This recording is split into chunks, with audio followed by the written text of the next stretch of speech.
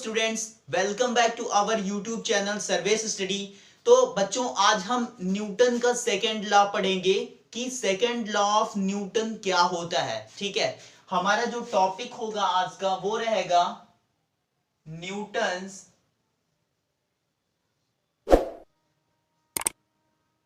Second law of motion. ठीक है,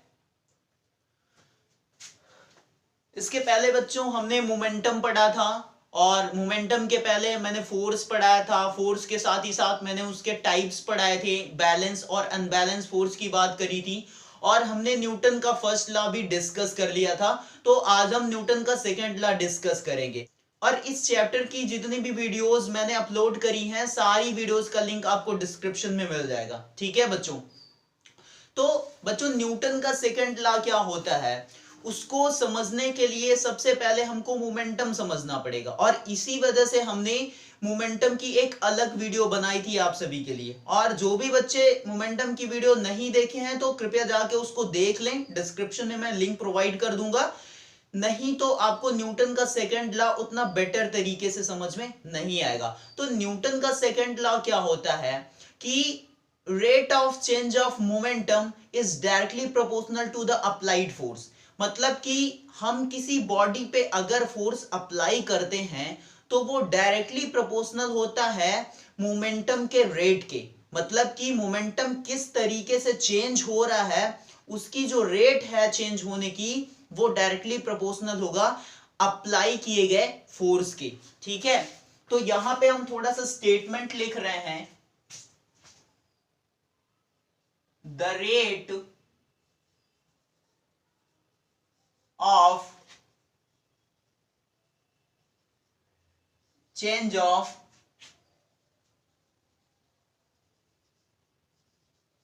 momentum is directly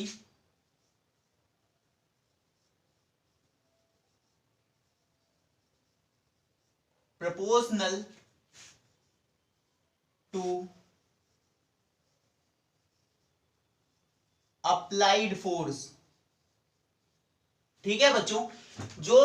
momentum का रेट है, मतलब कि जो चेंज इन मोमेंटम है वो किस रेट से चेंज होगा वो डायरेक्टली प्रोपोर्शनल किसके होगा, फोर्स के। ठीक है, मतलब जो भी हम बॉडी पे अगर फोर्स अप्लाई करेंगे तो बॉडी में अगर मोमेंटम है तो वो क्या होगा, उसकी जो चेंज होने का रेट है वो फोर्स के अकॉर्डिंग ही चेंज होगा। ठीक है, तो मोमेंटम क्या होता है बच्चों, अब मोमेंटम की अगर बात कर दिया हमने तो मोमेंटम मींस मोशन तो होगा ही, क्योंकि मोमेंटम का फॉर्मूला क्या होता है, P is equals to mv होता है। ठीक है, सबको पता होगा। तो यहां पे क्या होता है कि कोई भी बॉडी में अगर वेलोसिटी है,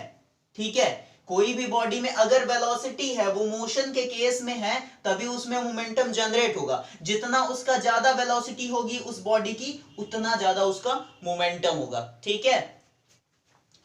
तो यहां से बच्चों एक फॉर्मूला निकल के आता है, कौन सा, उसको हम डिराइव करते हैं थोड़ा सा। क्या कह रहा है कि जो अप्लाइड फोर्स होगा, अप्लाइड फोर्स वो किसके डायरेक्टली प्रोपोर्शनल होगा, rate of change of momentum के। तो क्या हो जाएगा,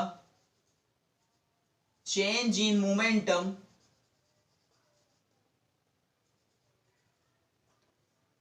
और इसका रेट मींस टाइम से डिवाइड कर देंगे, डिवाइडेड बाय टाइम। ठीक है बच्चों, यहां पे अगर हम फोर्स को F से रिप्रेजेंट करते हैं तो ये डायरेक्टली प्रोपोर्शनल हो जाएगा। चेंज इन मोमेंटम कह रहा है बच्चों, तो मोमेंटम क्या होता है बच्चों, अभी हमने मोमेंटम का फॉर्मूला लिखा था P is equals to mv। बच्चों मोमेंटम का ये भी फॉर्मूला होता है P is equals to mu। ये किस केस में है, जब वेलोसिटी u यहाँ पे क्या है, इनिशियल वेलोसिटी है और यहाँ पे फाइनल वेलोसिटी है। अगर हम ये फाइनल को हम क्या बोल दें, P2 और इसको P1 बोल दें, अगर यहां से हम चेंज इन मोमेंटम निकालें बच्चों तो क्या हो जाएगा, ये final minus initial means P2 minus P1, ठीक है, तो P2 माइनस P1 हो जाएगा, यहां पे रख देते हैं हम P2 माइनस P1, ये क्या है, चेंज इन मोमेंटम है, अपॉन में टाइम हमारा, ठीक है, ये हो जाएगा F is directly proportional to P2 minus P1 की जो वैल्यू है mv माइनस mu, ये पुटअप कर दो आप यहाँ पे, mv माइनस mu अपॉन में टाइम, ठीक है बच्चों, ये हो जाएगा F is directly proportional to m, common कर लेंगे तो ये क्या हो जाएगा v माइनस u अपॉन में टाइम, ठीक है। और बच्चों ये पूरी वैल्यू क्या है, v माइनस यू अपॉन में टाइम, ये क्या है, एक्सेलरेशन है बच्चों, ठीक है, चेंज इन वेलोसिटी, तो हम क्या लिख सकते हैं, F is directly proportional to m into a, ठीक है बच्चों। और बच्चों यहां से हम क्या करेंगे, प्रोपोर्शनलिटी अगर हटाएंगे तो एक कांस्टेंट आएगा, आप सभी को पता है, F इज इक्वल्स टू एक कांस्टेंट आ गया यहाँ पे K इंटू MA, और SI यूनिट में, इन SI यूनिट में K की वैल्यू क्या होती है, 1 होती है, ठीक है। K की वैल्यू बच्चों यहां पे आप पुटअप कर दो तो क्या हो जाएगा, F is equals to M into A, ठीक है, तो ये हमारा क्या हो गया, फाइनल फॉर्मूला निकल के आ रहा है, F इक्वल टू MA।